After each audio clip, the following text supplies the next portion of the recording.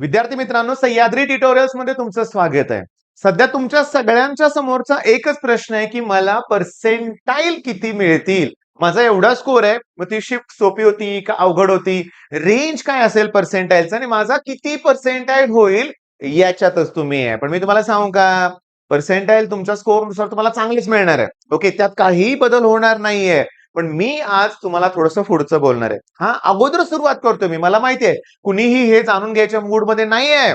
सध्या टार्गेट तुमचं पर्सेंटाईलच आहे किंवा कॉलेजची लिस्ट वगैरे, कॉलेज ब्रांच यात तुम्ही अडकलाय मला माहिती आहे. पण या व्हिडिओमध्ये काही गोष्टी इम्पॉर्टंट आहेत तेव्हा तुम्हाला मला सांगायच्या आहेत. पहिली गोष्ट काय की या आमच्या वेळेस बरं का डायरेक्टली एंड सेम असायचे, पण तुम्हाला ना कॉलेज सुरू झाल्यानंतर 1-2 महिन्यातच युनिट टेस्टला सामोरं जायचंय. होय, unit test, mid sem, end sem. आता तुमचं ऑटोनॉमस कॉलेज असण्याची शक्यता खूप जास्त आहे, कारण ऑटोनॉमस कॉलेज संख्या वाढलेली आहे. त्यामुळे त्यांचा पॅटर्न तुम्हाला अगोदर समजून घ्यावा लागणार आहे. पण या टेस्ट होणार आहेत, पुन्हा पेपर प्रेझेंटेशन असणार आहे.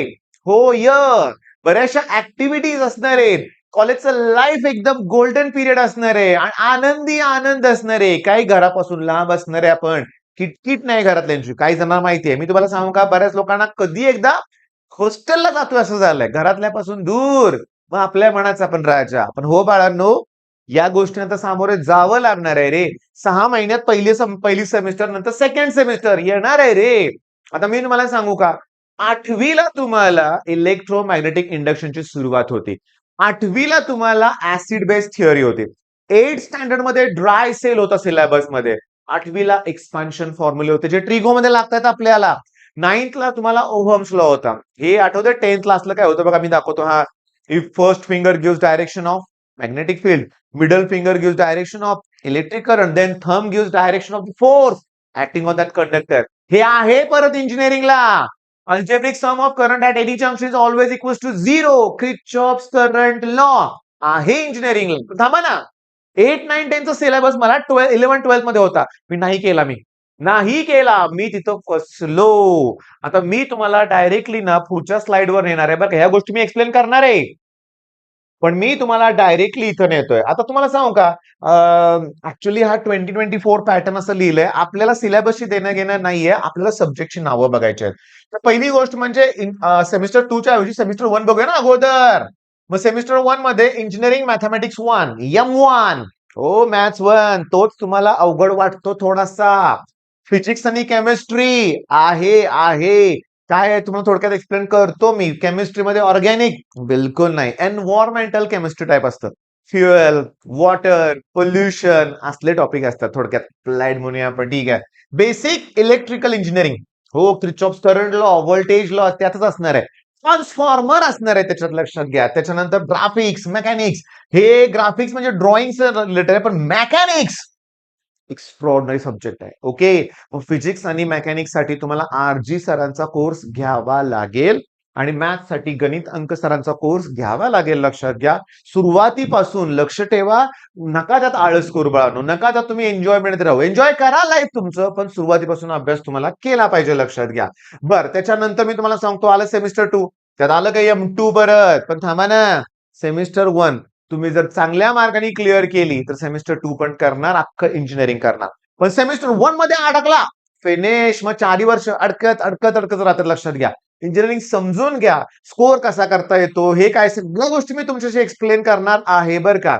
बरं, मग आता मेन मुद्द्यावर येऊया आपण. मेन मुद्दा, ओके, की 8, 9, 10 11, 12 ला होतं, आपण नाही केलं. पण 11, 12 चे कुठले टॉपिक असतात इंजिनिअरिंगला? मी एक इथे घेतलंय, इथे ब्लर आहे, तुम्हाला दिसतंय का? दिसतंय क्लिअरली, बऱ्यापैकी तुम्हाला क्लिअर दिसतंय. फोरियर सिरीज, फोरियर ट्रान्सफॉर्म असे काही न्यूमेरिकल्स आहेत. पानभर मोठे न्यूमेरिकल असतात. लक्षात घ्या, मी तुम्हाला सांगतो फोरियर सिरीज. ओके, आता हे न्यूमेरिकल आहे जे तुम्हाला मी दाखवलं होतं. हे क्वेश्चन 1 आहे फोरियर सिरीजचा. ओके, ही सिरीज आहे, तुम्हाला लक्षात घ्या, रिप्रेझेंट करायचं आहे. आणि हे न्यूमेरिकल स्टार्ट होतं. हे न्यूमेरिकल अजून संपलेलं नाहीये, तेच न्यूमेरिकल. ओके, इथपर्यंत आहे. किती अॅक्युरेसी लागणार आहे न्यूमेरिकल्सला? ह्या बघा, हे न्यूमेरिकल आहे म्हणूया आपण, ठीक आहे. Fourier series. अरे पण दिसतंय काय तुम्हाला? इथं आहे जनरलाइज्ड बायपार्ट रूल. जनरलाइज्ड बायपार्ट रूल बघा ना, मी तुम्हाला सांगतो, थांबा. जनरलाइज्ड बायपार्ट रूल इथं होतं बरं का. हे न्यूमेरिकल पहिला मी एक्सप्लेन करतो तुम्हाला. बघा ना, ही पहिली टर्म आहे, ही दुसरी टर्म आहे. अरे, युव्ही रूल तुम्हाला माहित आहे ना, इंटिग्रेशन यू व्ही डीएक्स कसं करता तुम्ही? U integration v dx minus पहिल्याचं डेरिव्हेटिव्ह डीयू बाय डीएक्स, दुसऱ्याचं इंटिग्रेशन आणि पुन्हा डीएक्स. अरे पण इथं बराच वेळ वापरायला लागतंय ना, मग तसं नाही करायचं. कसं करायचं? पहिली टर्म ब्रॅकेटमध्ये लिहायची, दुसऱ्याचं इंटिग्रेशन ब्रॅकेटच ठेवायचे. प्लस मायनस इथे प्लस असेल तर मायनस. आता काय करायचं की पहिल्या ब्रॅकेटमध्ये जे आहे त्याचं डेरिव्हेटिव्ह काढायचं, ब्रॅकेटमध्येच ठेवायचं. एक्सचं डेरिव्हेटिव्ह 1, याचं 2x. आणि दुसऱ्याचं इंटिग्रेशन, पहिल्याचं डेरिव्हेटिव्ह दुसऱ्याचं इंटिग्रेशन ब्रॅकेटल्या ब्रॅकेटमध्ये. आता ह्याचं डेरिव्हेटिव्ह काढायचं, 1 कॉन्स्टंट बाय डेरिव्हेटिव्ह 0, पण -2x डेरिव्हेटिव्ह -2. याचं परत इंटिग्रेशन घ्या. ओके, पण थांबा ना, पहिल्याचं डेरिव्हेटिव्ह घ्यायची गरज नाहीये. म्हणजे मुद्दा काय, ते फोरियर सिरीजचं जे मोठं गणित होतं ना, मोठ्याच्या मोठं गणित, त्यासाठी तो रूल वापरलाय, तो आपण केला की सीईटीला. तुम्हाला सांगतो आणखी बरेचसे बीटा गॅमा फंक्शन असे प्रॉब्लेम्स आहेत की ज्यात तुम्हाला sine C plus sine D two sine A sine B हे फॉर्म्युले अगोदर वापरावे लागतायत. आता हा शॉर्टकट आहे, e raise to a x into cos b x dx, तुमच्या e raise to a x into sine b x dx. आपल्या पुस्तकात हे प्रॉब्लेम सॉल्व्ह करून दिलेत आणि हे शॉर्टकट आहेत. असं असताना ई रेस टू एक्स तसंच ठेवायचं, खाली ए स्क्वेअर प्लस बी स्क्वेअर करायचं आणि इथं लिहायचं ए कॉस बी एक्स प्लस बी साइन बी एक्स. ओके, कॉसचा असेल तर प्लस आहे, साईनचा असेल तर मध्ये फक्त मायनस साईन आहे. बघा ना वापरलं त्यांनी, इथं मायनस ए आणि इथं एन आहे, दोघांचा स्क्वेअर खाली घेतलाय, मायनस ए इथं घेतलाय. मग मायनस ए कॉस प्लस बी साइन, बीच्या ऐवजी एन आहे ना तिथे, लक्षात घ्या. म्हणजे मला काय कळालं की अरे माझं 11-12 वापरायचे बघा. हे यू आणि व्ही, पहिली टर्म तशी, दुसऱ्याचं इंटिग्रेशन, पहिल्या टर्मचं डेरिव्हेटिव्ह दुसऱ्याचं इंटिग्रेशन, तोच आहे रे, बाय पार्ट्स आहे रे. बरं फिजिक्स मध्ये ना सांगतो, लक्षात घ्या. आता हे मी गुगलवर सर्च केलं, हे दिसलं मला इथं सॉलिड स्टेट. होय, फिजिक्स मध्ये सॉलिड स्टेट असू शकतं सिलेबस मध्ये तुम्हाला. Simple cubic, body centred, face centred, याच गोष्टी परत परत आहेत, लक्षात घ्या. आता ऑप्टिक्स सिलेबसचा पार्ट आहे. ऐकलेत का नाव रे?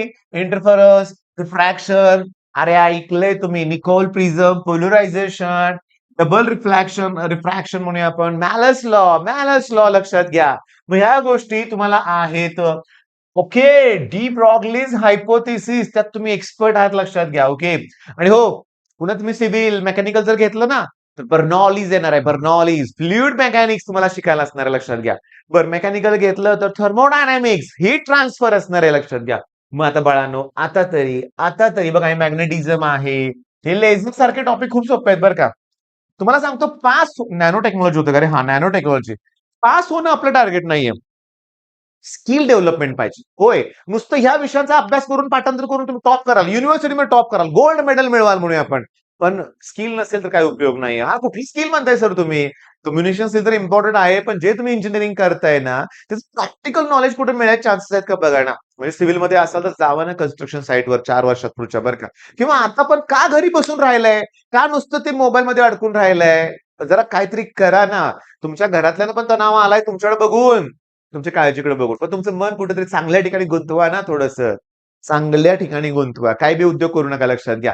मग काय करायचंय आपल्याला? अभ्यास करायचंय, ह्या बेसिक गोष्टी शिकायच्या आहेत. होय, पुस्तक घ्या, फॉर्म्युल्याची लिस्ट बनवा, हा इंजिनिअरिंगचा सिलेबस बघा, पुण्यात जायचंय, टिपिकल तुमचं ड्रीम कॉलेज, त्याचा सिलेबस डाउनलोड करून घ्या. 90% सिलेबस तर सेमच असतो प्रत्येकाला, लक्षात घ्या. फर्स्ट इयरला तेच असणार आहे सगळं, करंट लॉ, व्होल्टेज लॉ. मी तुम्हाला सांगू का, हे जे हे असलं काय होतं का रे, व्होल्टेज लॉचं ऍप्लिकेशन मला आठवतंय का रे? लूप होते बघा, एका लूपला केव्हीएल अप्लाय करायचा, दुसऱ्या लूपला ते सोडवायचं, करंट फाइंड आउट करायचंय, कॅपॅसिटर आहे, लक्षात घ्या. मग सिलेबस जो आहे तो करायला सुरुवात करा ना, कुठली वाट बघताय? मॅथ्स ट्रिगोचे फॉर्म्युला तरी करा रे पहिल्यांदा. होय, कराच. ठीक आहे, मग हा व्हिडिओ थांबवतोय तर मी तणावातून बाहेर पडण्यासाठी मी तुम्हाला हा व्हिडिओ बनवलाय. काहीतरी वेगळा मार्ग शोधा, तर रिझल्टच्या ह्याच्यात तणावात राहू नका. ठीक आहे, मग हा व्हिडिओ थांबवतोय तर मी. All the best.